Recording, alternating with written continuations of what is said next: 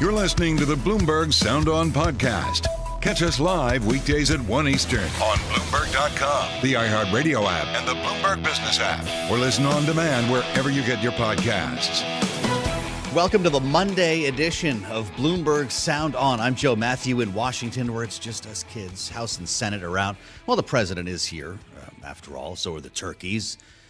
Big doings today at the White House. Not in the Rose Garden, interestingly, but on the South Lawn, pardoning the national turkey and the backup as the president celebrates his 81st birthday. Yes, grabbing the third rail of politics along with the turkeys, not Social Security or Medicare, but his age. This is the 76th anniversary of this event. And I want you to know I wasn't there in the first one. I was too young to make it up. But he was alive 76 years ago. That's, of course, one of the major factors we keep hearing in this campaign as the now 81-year-old runs against the, I believe, 76-year-old Donald Trump. You might check me on that. And big questions about the role that age may play in this campaign as the president wakes up to a new low in his approval rating, according to the latest national NBC News poll. That would be 40%. And we've seen lower numbers in other polls, but for this one, not great. And we begin our conversation there with a lot of campaign news to talk about today with Kyle Kondik, the managing editor of Sabado's Crystal Ball, joining us from the Center for Politics at the University of Virginia. Kyle, it's good to see you. Maybe it's a good thing he got the birthday out of the way. He doesn't have to celebrate this near an election. Is there at least that upside for Joe Biden?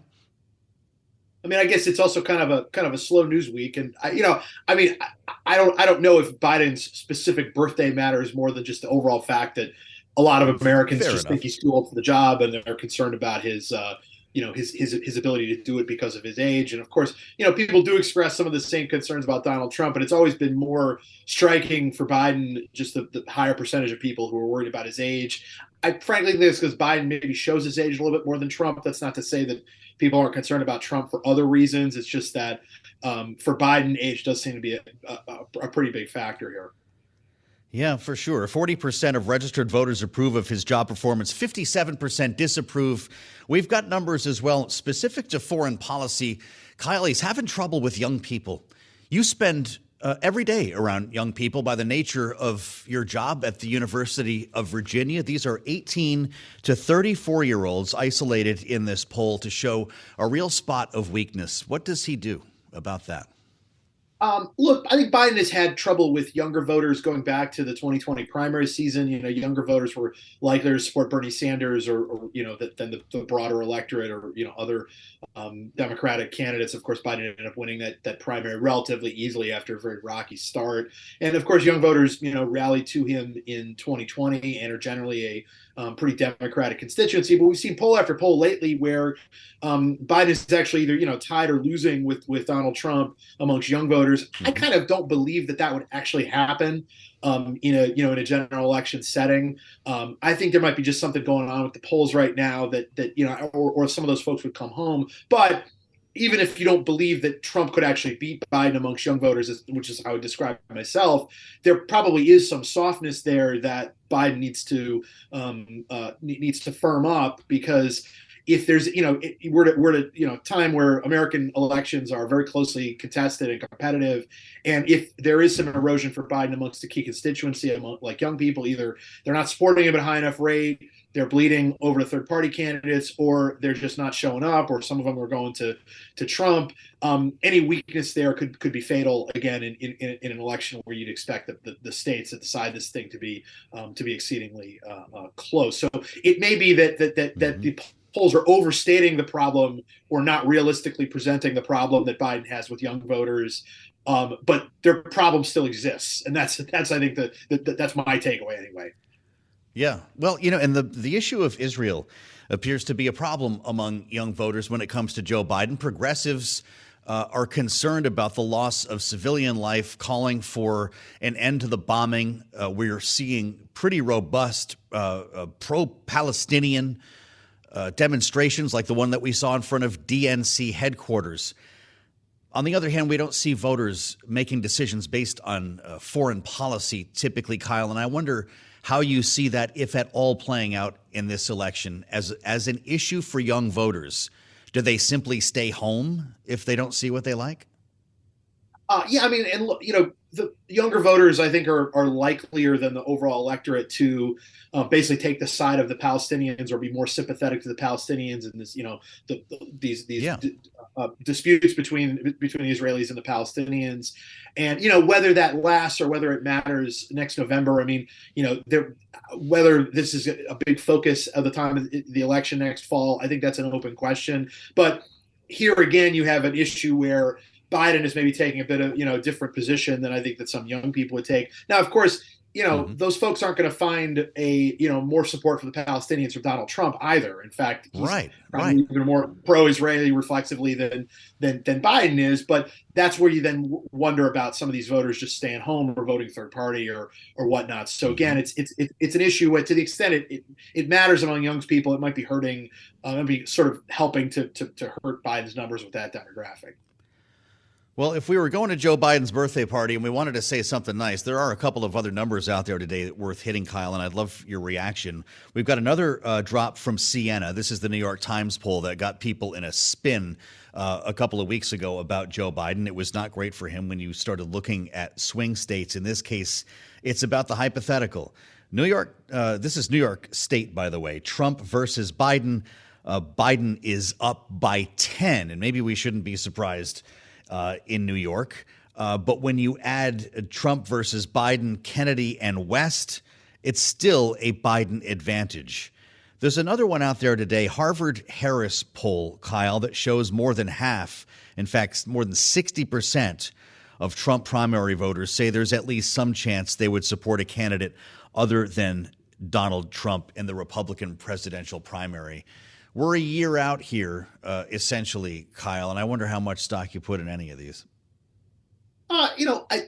If you wanted to cherry pick some numbers, you could find some weakness for Trump in his own primary, be it those people saying they're open to voting for other candidates. There have been some other polls that have suggested that. And yet when you actually ask about the named candidates, Trump is generally well over 50 nationally, and he's at least over 40 in Iowa, New Hampshire, the leadoff states. And, there's the same kind of problem that Republicans had. And it's an even bigger problem in 2024 than it was in 2016, where, you could say, oh, well, more than half the people aren't supporting Trump in these polls, but their votes are all splintered among Nikki Haley and Ron DeSantis and a couple of other candidates. I'm curious to see if we actually do see a real race in Iowa, New Hampshire, and whether that might mean anything for future contests. Whether Trump's support may be overstated at this point. But I mean, the numbers are what they are, and I mean, Trump has been in a really solid position.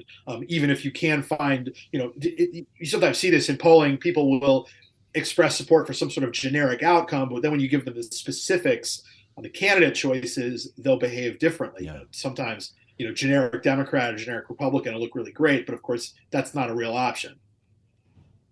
Spending time with Kyle Kondik from Sabato's Crystal Ball, the University of Virginia Center for Politics.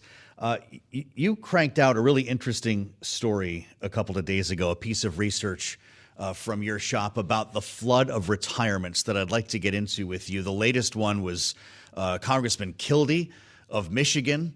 We're seeing a lot of establishment members on both sides of the aisle call it quits.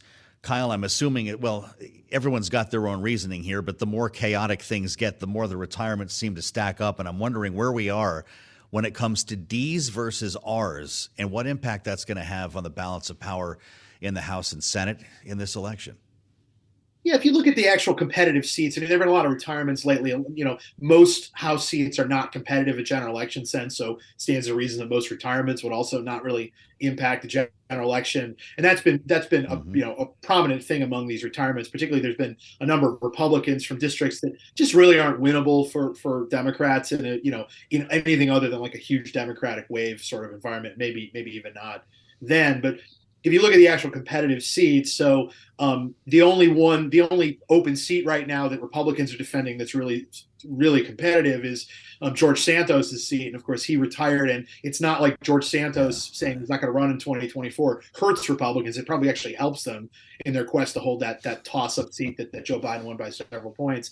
But then if you look on the Democratic side, there are some open seats that are like in the toss-up or kind of like leaning Democratic categories, the most competitive races. Abigail Spanberger in Virginia 7, she is running for governor in 2025. Yep. She's not running again. You mentioned Kailey in Michigan. That's a toss-up seat. Alyssa Slotkin running for U.S. Senate in Michigan. She leaves behind a narrow Biden toss-up seat. Katie Porter out in California has been running for Senate for a while.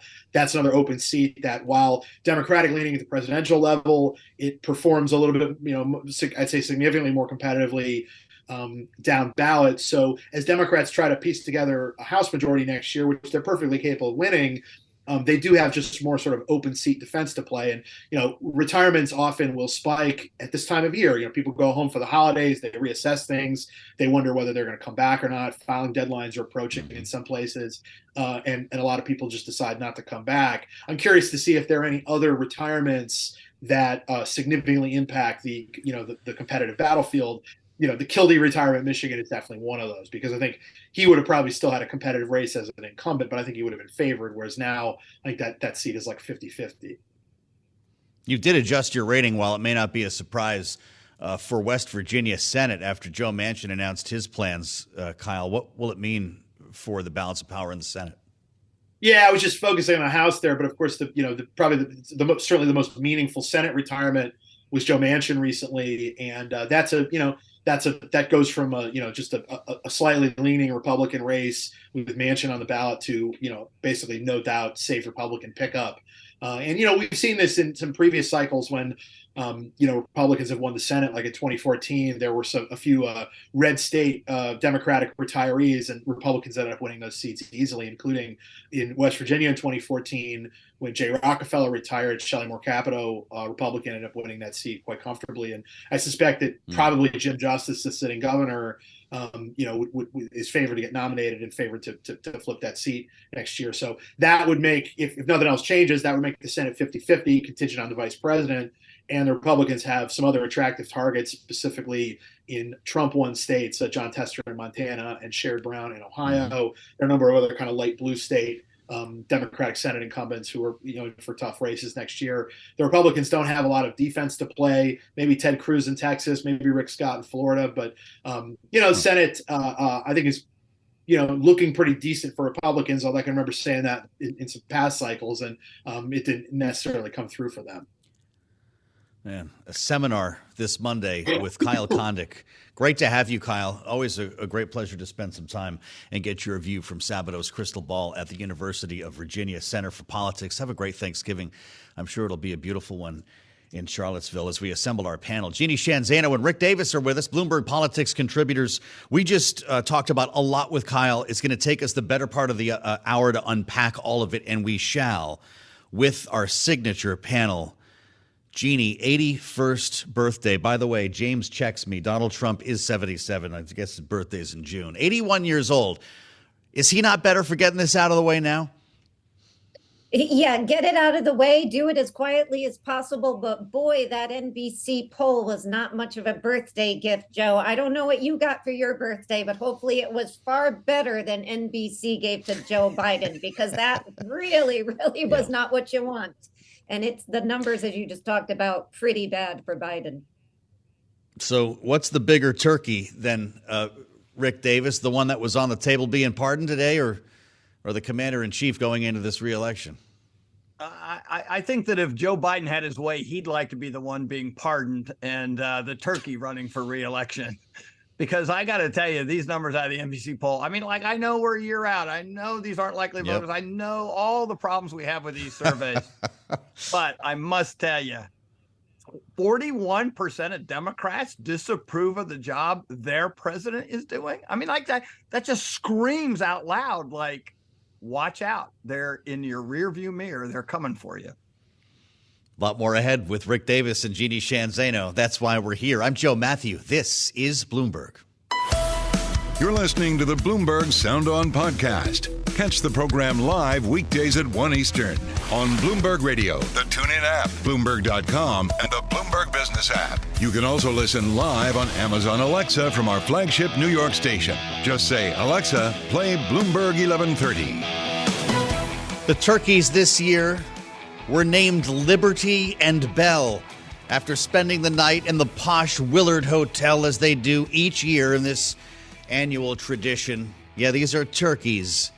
They are then pardoned by the commander-in-chief so they can go live on their lives in a peaceful retirement. The president today, not in the Rose Garden, interestingly. They actually went out on the South Lawn for this one. Massive turkeys. That's a big bird, man. It's a big bird. Impressed. I hereby pardon Liberty and Bell. Yes. And now we can all live to, I guess, eat turkey later this week. Happy 81st birthday to the president. If you're just joining us, though, he's facing some pretty rough polling data. Not that that's new, but, well, it is in this case in terms of a new low when it comes to his approval rating. Rick Davis and Jeanne Zaino are with us here on this Monday to kick off Thanksgiving week. Bloomberg Politics contributors. And Jeanne, I'll be curious your take on this. As a political scientist, what actually has your attention in this poll and what does not? Because obviously, young people are not happy with the president right now when it comes to Israel, when it comes to student loans, when it comes to a lot of different issues. When you start going into other demographics, there are great concerns about his age that persist, as well as his handling of the economy. What's your takeaway from this poll from NBC News? You know, I think one thing that really jumped out on the foreign policy front was just what you mentioned, 18 to 34-year-olds. He's 50 points underwater, 70% disapproval on his handling of what's going on in terms of foreign policy, Israel, Gaza. Of course, I think, you know, as you look back at the previous NBC polls, what also jumps out is this is the first time he is losing to Donald Trump. Of course, it's still within the margin of error, but that is a bad sign. I think one of the things we keep hearing from Democrats is that, well, don't worry, in 2011, Barack Obama, he wasn't doing well, but he was able to pick it up. But never once was he losing to a Republican. And that's where Joe Biden, unfortunately, finds himself yesterday, the day before his birthday. So those numbers are really, really troubling. I also have some good news. If we can talk good news, or like maybe the sky isn't falling since it's Thanksgiving, I'll say later. But so I don't want to leave it all negative, but it's a concerning poll. Yes, it is. Rick, you just weighed in on that a couple of moments ago, and I wonder what would be your biggest concern. Is it losing young people as a Democrat because they tend to more closely align with your politics? And this is a president who's tried to embrace their politics, sometimes in the case of student loans, not always to their satisfaction. Or are you more concerned about older people, knowing that young people are not terribly reliable on Election Day? Yeah, look, I'm kind of the latter.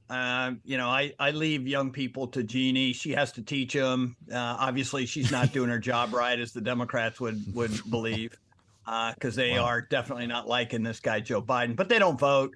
They don't show a propensity to vote. Every chance they have to show up and really turn an election, other than on abortion and referendums and off-year elections, you know, they stick to their issues, right? Abortion, gay marriage, cannabis, the stuff that really gets them out.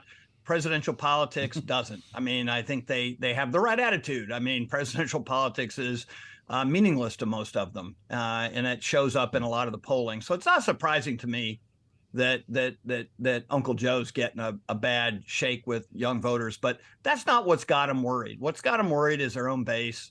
The idea that Democrats are sort of bailing on this guy. When you look at the matchups with Trump isn't moving up at all, right? He is exactly where he's been all year long. It's where Biden is headed, and that's a digression of independent voters and his base, Democrats. Now, you have to assume the Democrats are going to come back, right? I mean, you get through all this primary stuff. And when you got a head-to-head, if it is Donald Trump and Joe Biden, and by the way, Biden's got a lot easier path to his nomination than Trump does, even though we all assume Trump's going to be the nominee at this stage. Then those Democrats likely will come home. If they don't, that is the number one issue for Biden. He can't even start thinking about independent voters unless he's got his base intact. Well, this might help with the base. Jeanne, the president was reportedly close to, over the weekend, a deal to see more hostages released, potentially a good number of hostages from Gaza. Today, he was asked about that at the Turkey event. He was working the rope line, and a reporter you'll hear yelling at him. The president's response, here he is. Sir, is a hostage deal near? Mr. President, is a hostage deal near? No, I believe so, but I'm not prepared to talk to you. Believe so? Yes. I believe so, he said. Then when asked, do you believe so? He said yes, and held up his crossed fingers, hoping that there would be some news here. Jeanne, how important will that be for progressives to see that development, assuming it happens? Yeah, the band leader really struck up that music when he was trying to answer. I love that. How true. It's critically important because those are the kinds of things that can change really, really quickly, results like the one we've seen in this poll. And so if we do see a hostage return safely, if we do see a pause, say a 5-day pause that goes along with that, that will help the president. And, that is what we have to keep in mind. Not only is it early, not only is this a national poll, but events find a way of transforming what we're seeing here. And, I also think we heard from Senator Blumenthal over the weekend, and he said something really, really critically important. And that is, as much as people are discontented in the United States, and not just Democrats, Republicans, independents, the most important thing is to see how they're behaving at the polls. And what have we seen? Democrats have been coming out and they have been winning, whether it's Kentucky, whether it's Ohio. We just saw this happen the other day. That matters, their behavior at the polls and the organization that got them out there so Democrats could perform. Democrats have been overperforming in elections. So there are some good signs for Democrats out there. This poll is not necessarily one of them, but there are other things that can change the trajectory, events, and what's been happening at the polls. And in defense of young people, they do have a lot to offer, and they do get out to vote, and I think they will get out to vote. They, of course, are discontented by a lot of things going on, and I think rightly so. So we I think, should listen to them very, very carefully. Well, you wonder if more of them should be running, Rick, with the number of retirements that we're seeing here. I talked to Kyle Kondik about that a little while ago, where I believe we're in excess of 30 lawmakers now at this point. Representative Kailey added his name to the list last week that many will remember for Joe Manchin announcing. What's your take on the impact that this will have on the campaign trail, the balance of power here in Washington? Or is Kyle right? A lot of these seats will stay right with the party now occupying them. Yeah, sure. I don't think anybody's predicting this to be a swing election in the sense that, there's any one party that has a significant advantage going into the cycle. We're just now entering 1 year into election day. So I don't get the impression that pollsters are telling us that there's going to be a significant move. So you would assume that in most of these cases, they're going to be pretty much the same kinds of candidates that win the nomination that will then try to contest for these open seats. I would say to watch out for, because the one thing that has changed cyclical elections is Donald Trump, and that's for the worse, not for the better. There have been many cyclical races, like just the midterms a year ago, that Donald Trump was able to get some of his own weaker Republican candidates nominated because he controls a lot of primary voters, and that hurt our ability to contest elections. So we haven't talked much about, the Trump campaign and their operation trying to load up his kind of candidates for these seats. But we could anticipate that that's going to happen. It's happening right now. And if we put weaker candidates into these open seats, we can't assume that we're going to hold them. And Democrats will take advantage of that, just like they did in the midterm. You're listening to the Bloomberg Sound On podcast. Catch us live weekdays at 1 Eastern on Bloomberg.com, the iHeartRadio app, and the Bloomberg Business app. Or listen on demand wherever you get your podcasts. We have found Kailey Leinz. It's been a couple days. She's very busy, but we found her back here on the fastest show in politics. Happy Thanksgiving week. It's lovely to see you. There's new polling data, not only on the campaigns today, and we had some good stuff that we were just going through with the panel, but fascinating from Quinnipiac. You're going to be with family, I hope, this Thanksgiving. Indeed. Because they don't want you to talk about politics. Did you see it? Yeah, I did. Yeah. I don't know if that would normally be your bag or if you're talking football like normal people. A little bit of both. 6 out of 10 say they're hoping to avoid discussing politics because basically everyone remembers what happened last year. Right. I would count myself as one of those 6 out of 10. So you would rather not.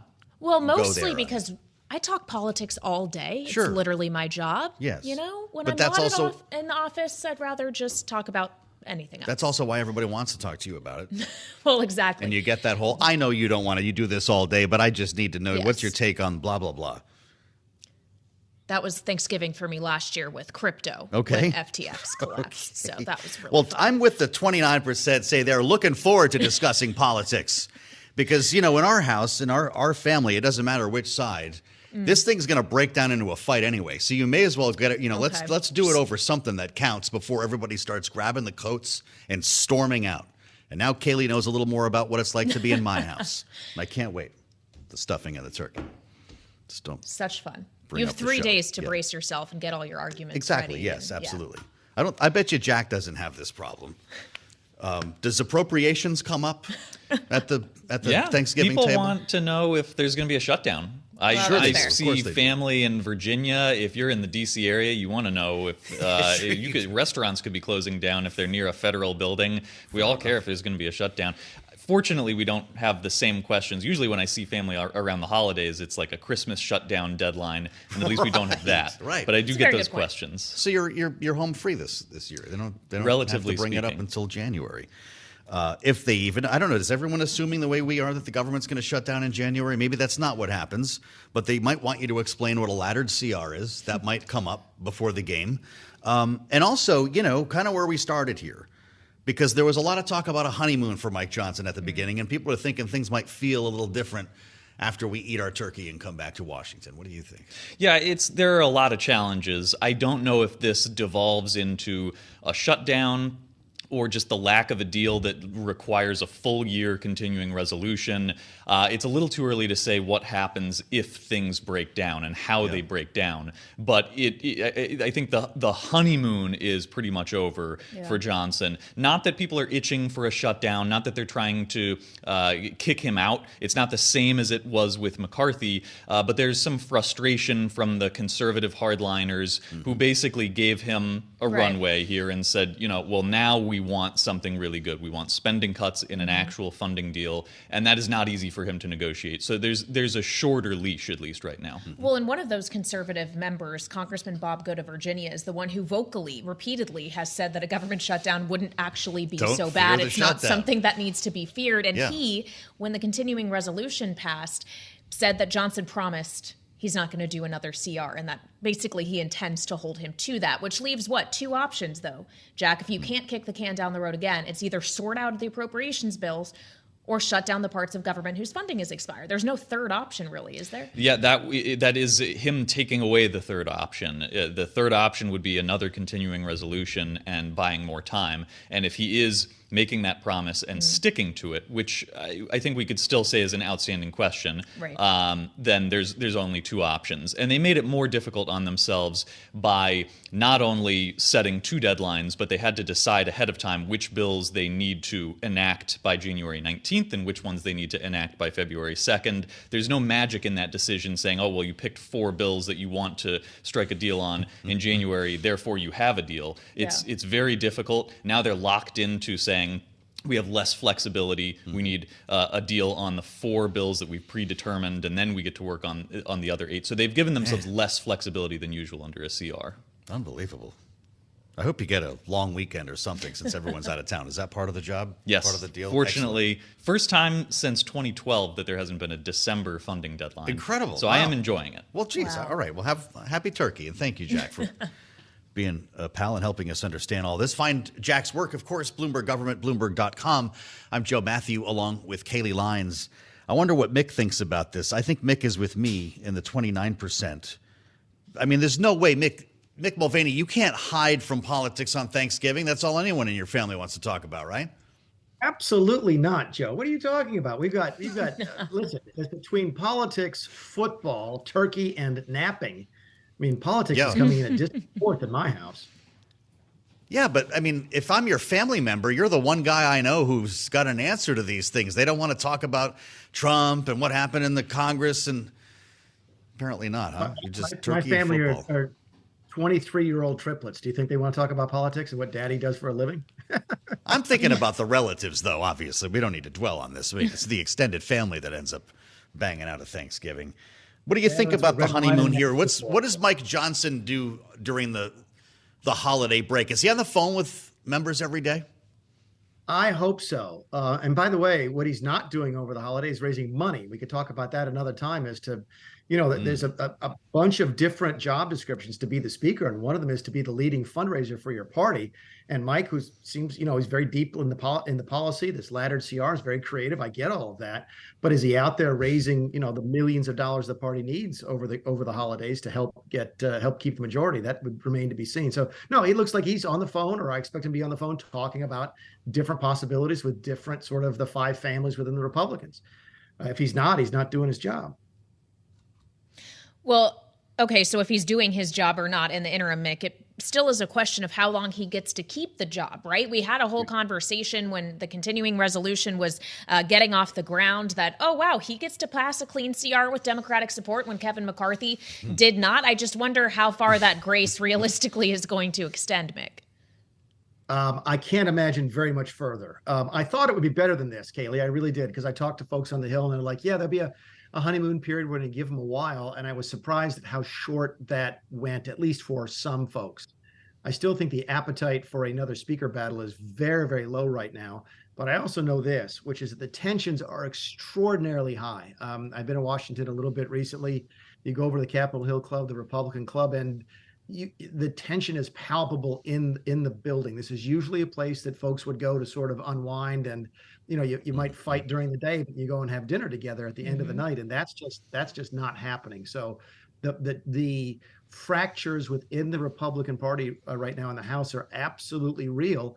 And my guess is for Mike Johnson, that speaks to a much shorter honeymoon period, because you're exactly right. I mean, somebody has to ask the question, how would it have been different if Kevin McCarthy was still in charge? And right now the answer is not very. Wow. I can only imagine the stuff you hear at the Capitol Hill Club. What are the factions at this point? Mick, we like to talk about the fact that you're co-founder of the Freedom Caucus and that you have a sense of, I guess, the pulse in that group, but that's not even a single group anymore. Has this come down to individual lawmakers in their positions against the speaker? Yeah, there's a lot of that. And that, by the way, both parties struggle with that. There's a longer discussion to be had about misaligned incentives and what sort of people run for office now. And do people actually go to Washington to be lawmakers and legislators, or do they go to Washington to become famous in social media sort of, fantastics? There's a lot of individuality out there right now. You got a lot of individuals playing what is traditionally a team sport, especially in the House. And it is having a negative effect. I count at least four groups. You've got the Freedom Caucus folks. Then you've got the folks who are further out on the right in the Freedom Caucus, or the anarchist wing. That's the Matt Gaetz wing of the party. You've got the more traditional conservatives in the Republican Study Committee. You've got this Main Street folks who are sort of the centrist. And then you've got the appropriators, which is an entirely different group. So Mike Johnson's got a lot of different interests to balance. And he doesn't have a lot of experience with that, and he doesn't have a lot of goodwill built up. Now, that being said, he doesn't have a lot of negative will either. There's folks who say that Kevin lied to them, and they're not saying that about Mike. But Kevin also had 2 decades worth of goodwill built up that Mike's not had a chance to do yet. Well, that was the whole conversation around how he got the gavel in the first place. Maybe it was less about how many friends he had, but how few enemies, Mick. As we talk about the challenges that Johnson is facing in keeping his conference together, it's not just a spending fight he has to navigate or questions around funding for Israel and Ukraine. He is going to, in very short order, when they return from the holiday, have to deal with an expulsion resolution for Congressman George Santos, the Republican from New York. Of course, there was that scathing ethics committee report released last week, resulted in the chair of the ethics committee putting forward this expulsion resolution. Do you think Santos is done, Mick? I do. Actually, I think that's probably the easiest thing for him to deal with. That sort of puts the rest of it in perspective. An expulsion of one of your own members at a time when you have an extraordinarily narrow margin. But my guess is that George is probably gone. There's especially now in light of the ethics committee findings and so forth, he'll be gone, and that may, at least for a short period of time, takes the margin down by another seat. No, I thought you were going to go, Kailey, to the impeachment issues and the other investigations and so forth as to whether or not that's not a spending issue. It's not a government shutdown issue, but it's something they're going to have to deal with because there are going to be swing members, centrist members of Mike Johnson's party who don't want to deal with that because I think it's a negative in their races. So that's going to be another battle he's got to face beyond just spending. But I think Santos is the low-hanging fruit. By the way, I think it speaks volumes to either party when they are willing to hold their own accountable. I have a great deal of respect for some of the Democrats in the Senate, what they've said about Bob Menendez. And I have a great deal of respect for a lot of the Republicans who have come out against George Santos in light now of this ethics finding. So my guess is, in a strange, bizarre kind of way, that's going to be the easiest thing that Mike Johnson has to deal with over Christmas and Thanksgiving. Sounds like you would have voted to expel if you were still there, Mick. Is that right? Well, I think they've done it the right way. They didn't vote to expel before the due process had run, but now that the ethics committee finding is out there, they've got some, I think that's the right way to look at it. Is it beyond the pale that there might be one member out of 535 in the House and the Senate who is just so twisted that he shouldn't be there? Yeah, I think that's a possibility. And when your own delegation in your own home state from your own party are telling people you need to go, that's when you sort of wake up and say, you know what, maybe it's better if we move on. Sounded like you were about to say yes. Yeah. Is that a 200-word answer of yes, Mick? Yeah. Now, listen, I've done 2,000 if you really want me to filibuster, but yeah, I think he's probably finished. Wow. All right. Well, you brought up the impeachment. Joe, you sound disappointed. Where do you think that's going to go? I got a sense that you're disappointed that George Santos might be leaving, and what we lose the ability to have discussion. Well, now these are competing interests. I mean, my goodness, you know how many shows he's helped to populate here. But we'll do what's best for the institution, Mick. I think that's what Kailey would have said. It's what Mike Johnson said. He wants members to consider what is best for the institution. Just quickly, Mick, is what is best for the institution impeaching a president of the opposite party again? It just depends what the evidence is. Keep in mind, there's a difference between an impeachment inquiry, which is what is going on now, and an impeachment. And if the Republicans find evidence during the impeachment inquiry that justifies an impeachment, I think that's okay. If you were just doing an impeachment inquiry, sort of check the box of something you were going to do anyway, I think that's a different story. My biased opinion is I thought that's what the Democrats were doing with Donald Trump. They were going to impeach him. They ran, many of them did, on impeaching him. So they're sort of laying the foundation for doing what they were going to do anyway. If you're going to impeach the president, there needs to be a really good reason for that. It needs to be a high crime and misdemeanor. If they found that, and there's been some pretty damning evidence, or at least evidence that might be damning against President Biden, then that's fine. But it can't be seen as a pretext to do something you wanted to do against your political enemies. Mm-hmm. We always want your biased opinion. That's the whole point here, Mick. Hey, we're out of time. You're going to be in Iowa and New Hampshire, right? I'm actually going to Alabama for the next Republican debate. News Nation, the nice folks over there have got that. So I get a chance to go down to Alabama. Okay. I'll be all over the place in January, yeah. So you'll get back to us then, because we want to see you in Iowa and New Hampshire. We've got a lot of campaign stuff to talk about in the next couple of weeks here. Mick Mulvaney, happy Thanksgiving, Mick. Happy turkey. I know they won't be talking about and politics. Football. No politics. In his house. Naps. What's wrong with my family? This is Bloomberg. Thanks for listening to the Sound On podcast. Make sure to subscribe if you haven't already at Apple, Spotify, and anywhere else you get your podcasts. And you can find us live every weekday from Washington, D.C. at 1 p.m. Eastern Time at Bloomberg.com.